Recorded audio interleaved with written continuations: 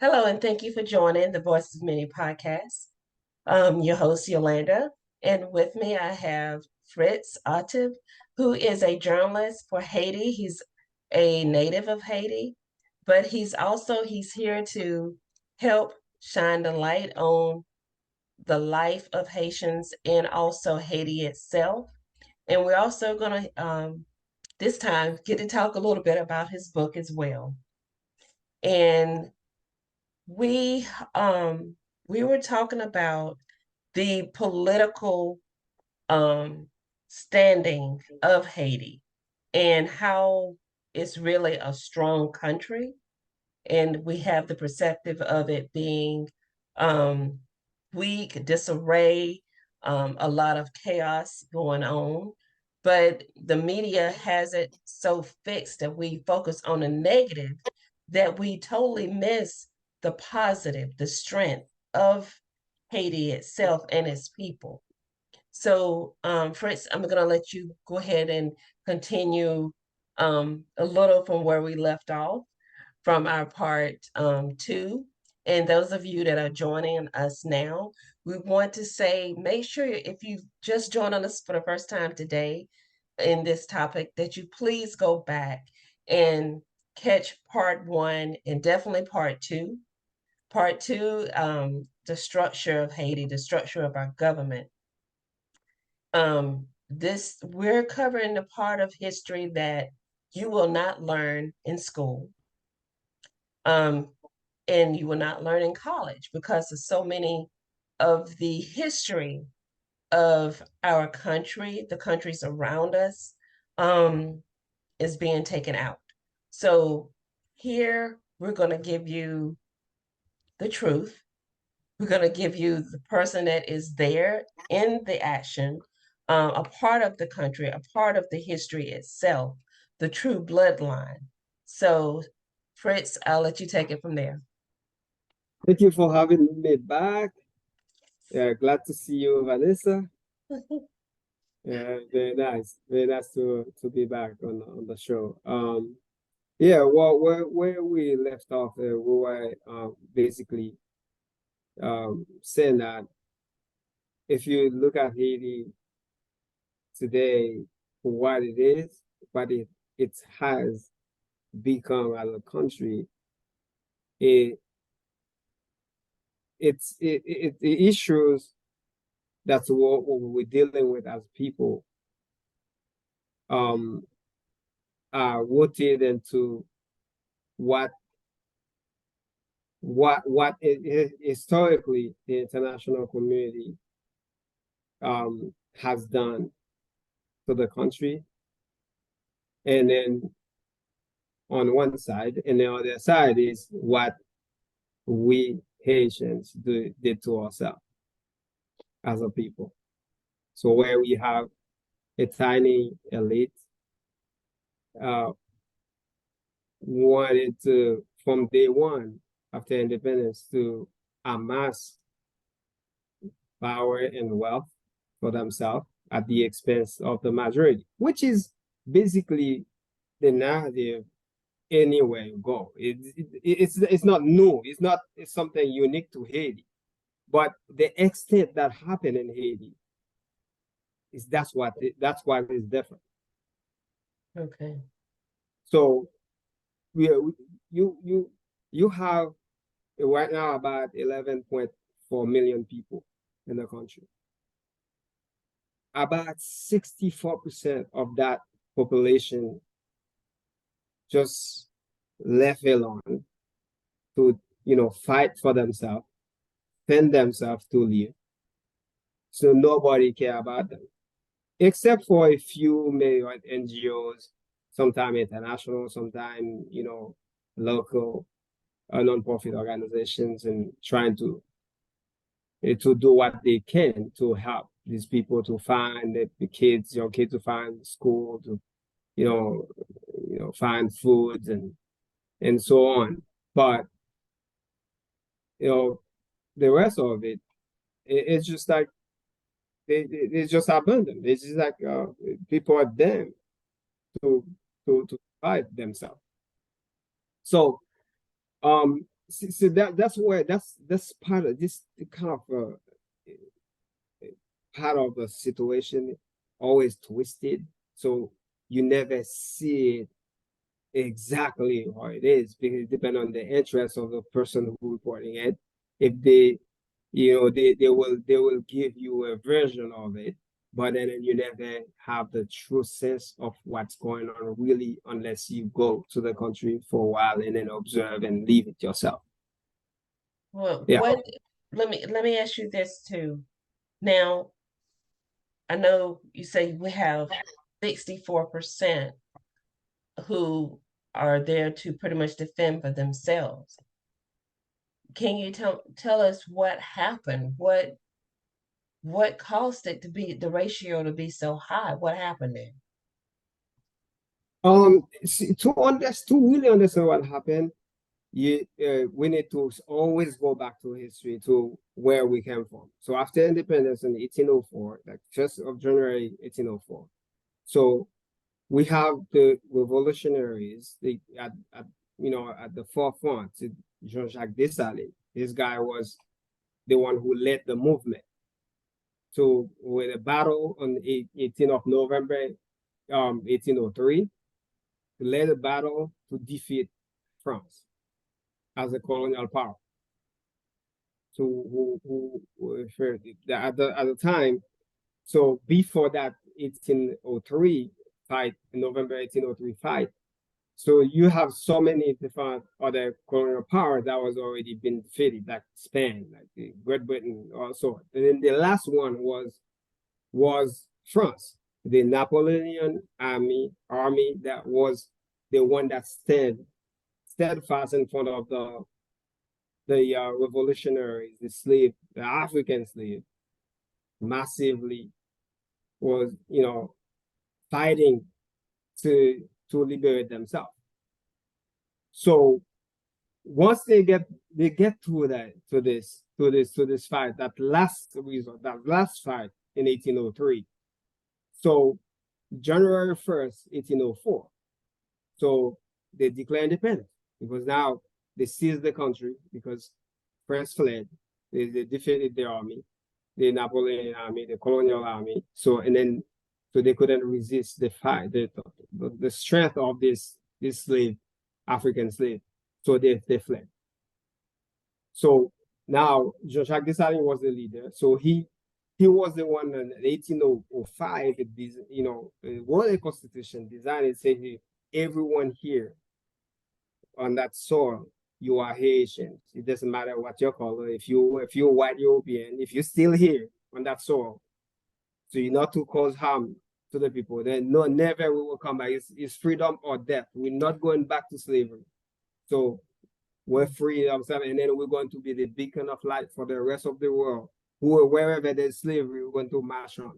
We're going to help to liberate these people, our African brothers and sisters in slavery. Everywhere, it doesn't matter where they are.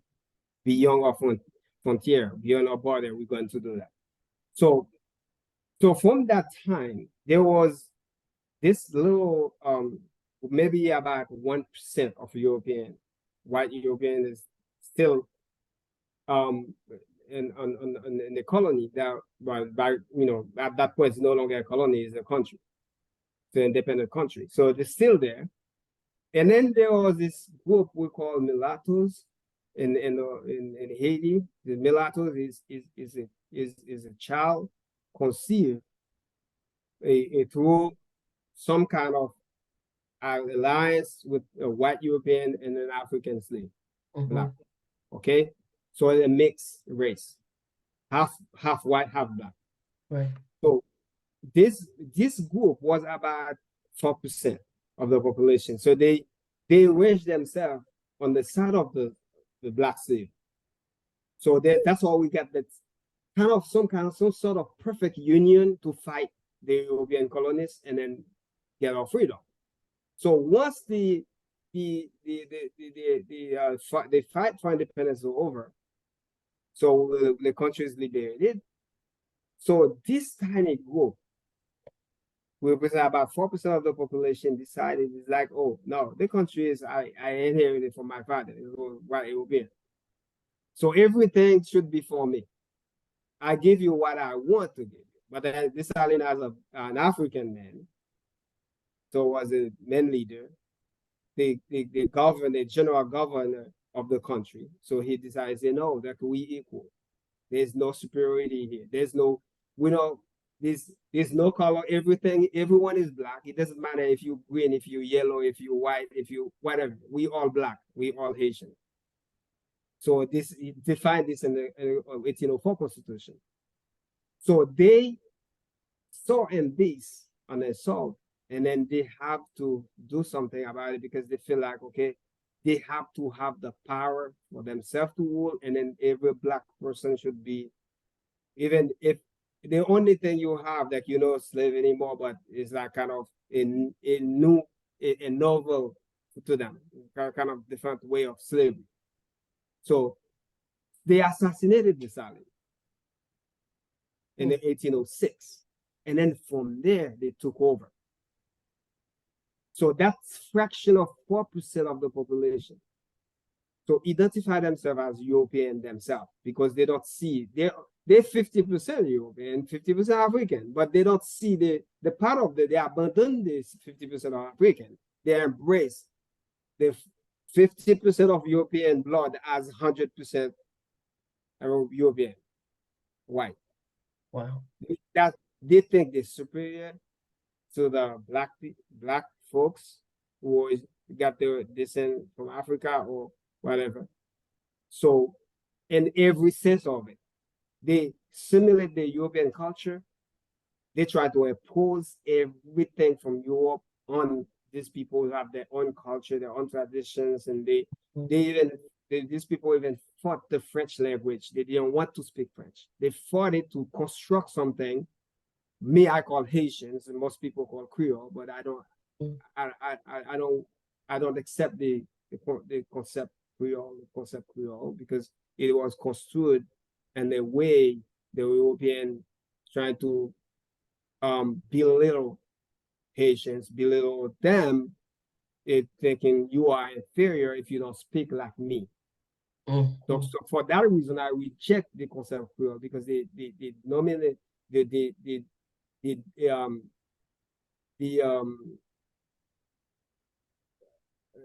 conceptualizations of Creole concept itself.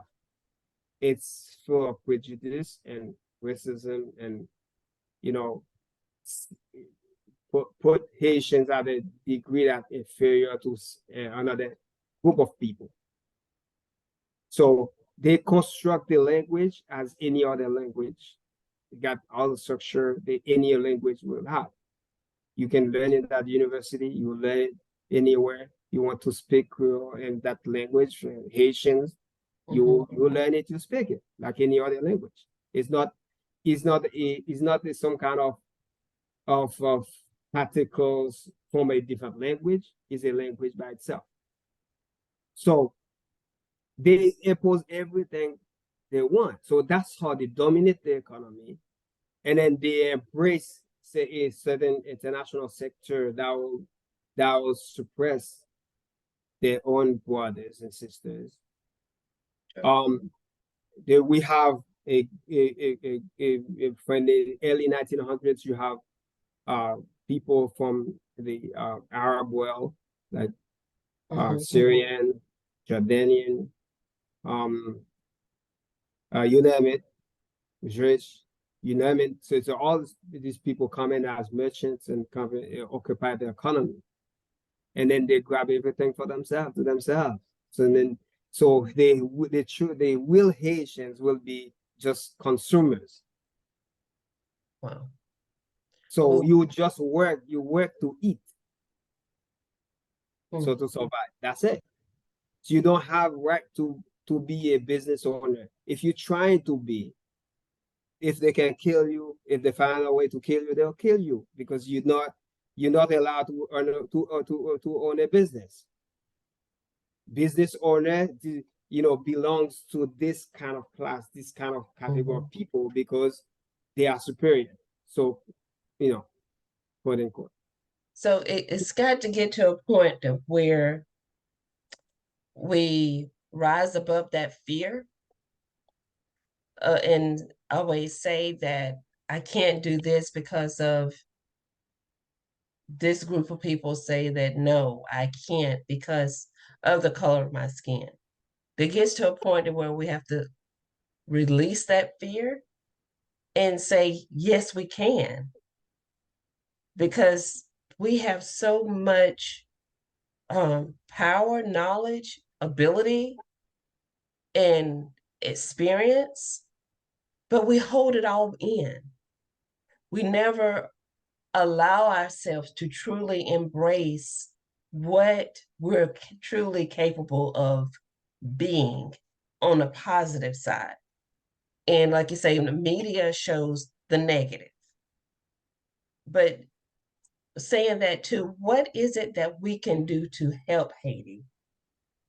Yeah, before we get to that, let's say to your point, see, Haitians have shown that they're capable of reversing it.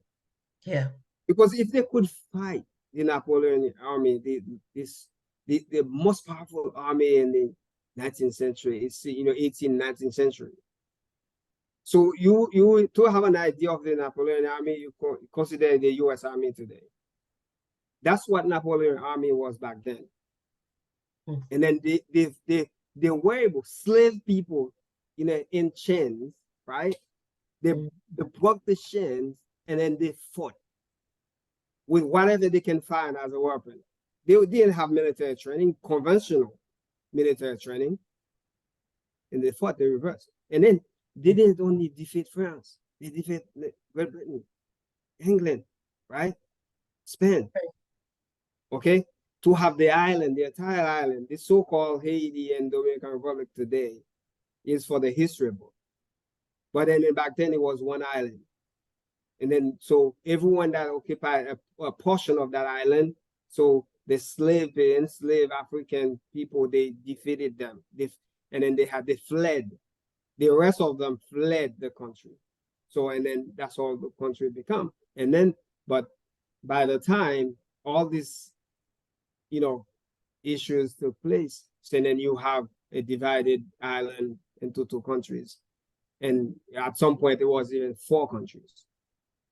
Yeah. On that same tiny island with the size of probably Maryland plus Rhode Island.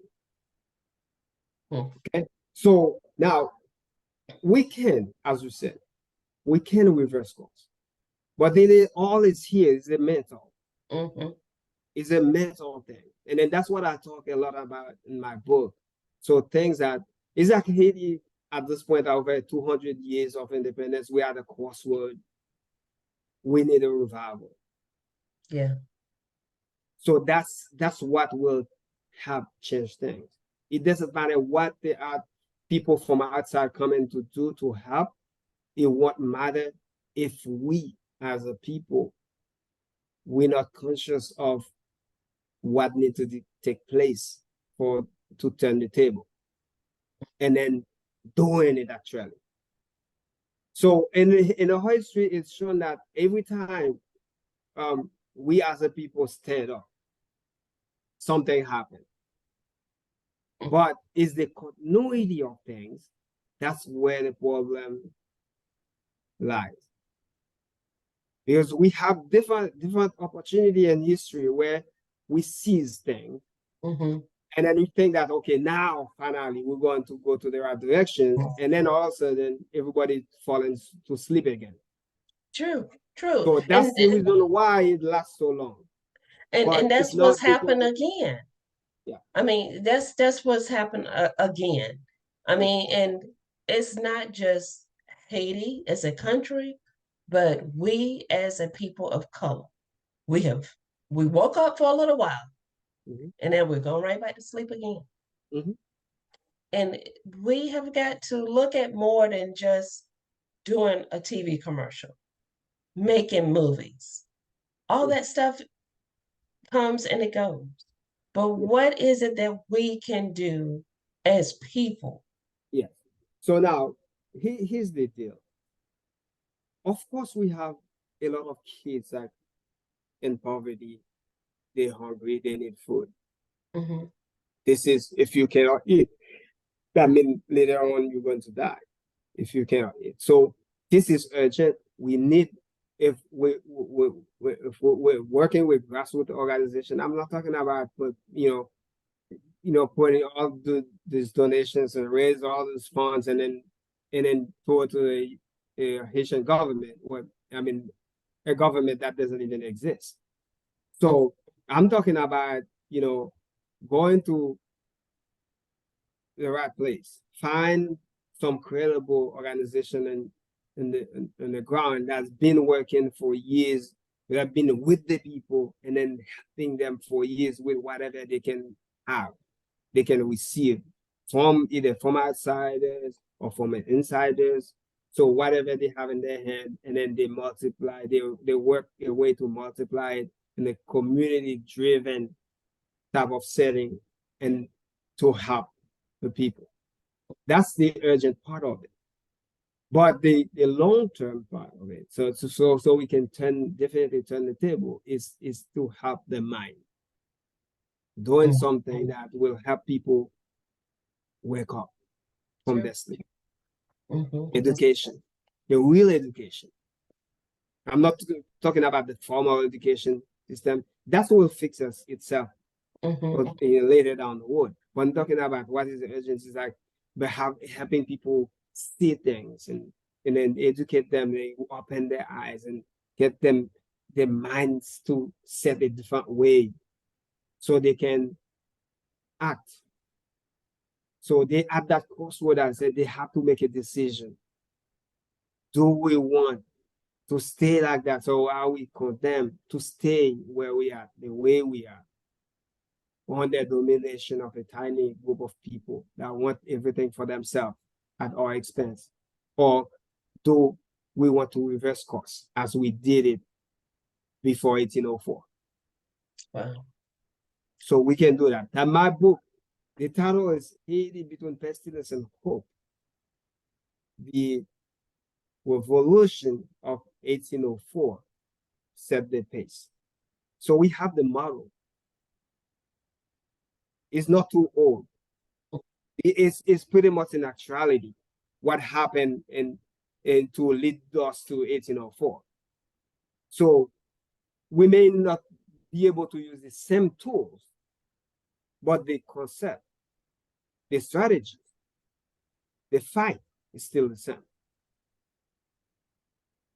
So if we go back, we look at history, we learn from it, and then we know better what to do to be able to turn the table.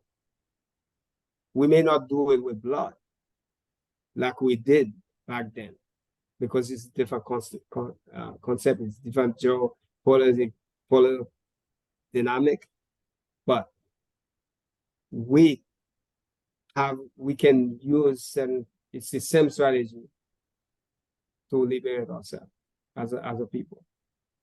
All right, so true. That's very, very well. Vanessa, wanna Just history is power and knowledge.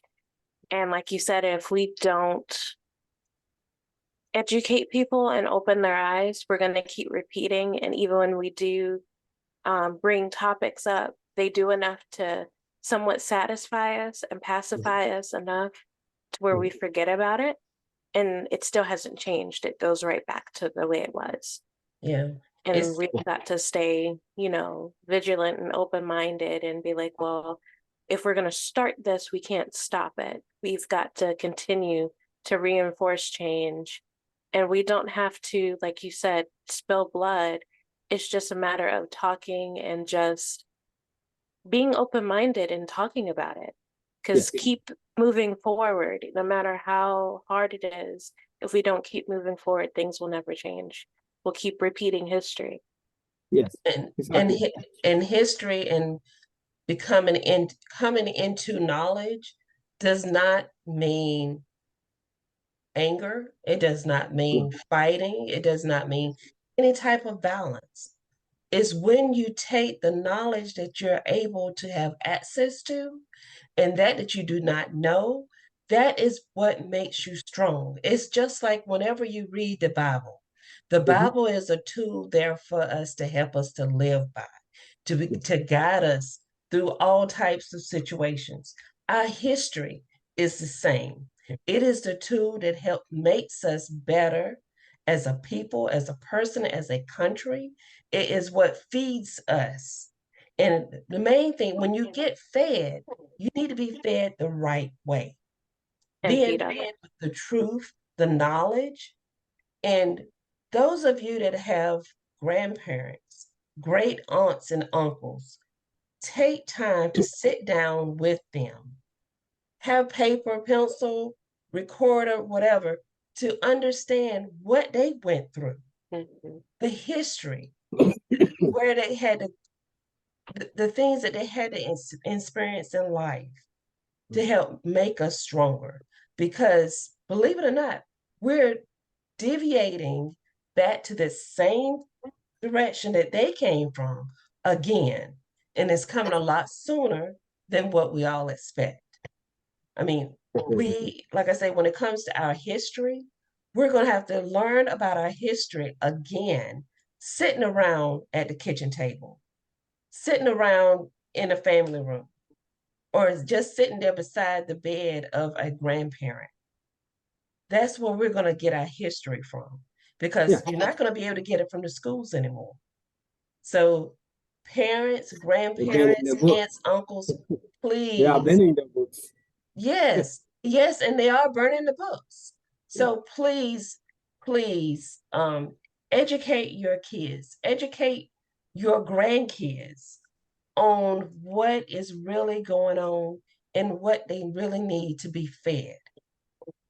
I'll let you take a couple of more seconds here, Fritz, and then we'll let Vanessa wrap us up. Yes. So in between 1959 and in 1986, Haiti has probably the most brutal dictatorship in its history, entire history, in place, the Duvalier regime. But we fought that. And then we were able to defeat the Duvalier regime. But what happened after that? Soon after that, we're dancing in the street, and then we'll fall right back to sleep. So that's the kind of continuity I'm talking about. So from time I can go back and back and back and back and take you from period to period where we did and we revive, we act, and consciously, and then we do what we need to do to reverse course, and then we're on the right track. All of a sudden, everyone falls asleep. Like, okay, we done, we arrived. They need, I think, in my opinion, I think that the Haitian people, I mean, maybe the Black people in general, need to understand and then nurture that thought where change is a process, and then it's not a destination. You never will never be too satisfied with change. You change this, and then if you fall asleep, and then more, worse thing coming at you because of that law of change you tweak. So you need to constantly working on it, never fall back, never fall asleep. Because otherwise you always go back to square one, or even the worse than the worst place that you were not before. So that's the thing. So we need to, once we have that consciousness and understand it, we need to keep pushing that message that the fact that change is a process, is a continuing process. You have to keep working on it. It's not easy.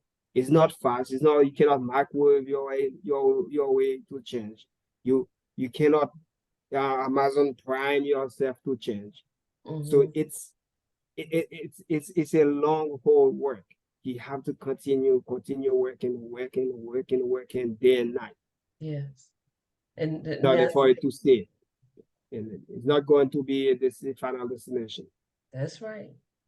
I want to add this before Vanessa takes us out.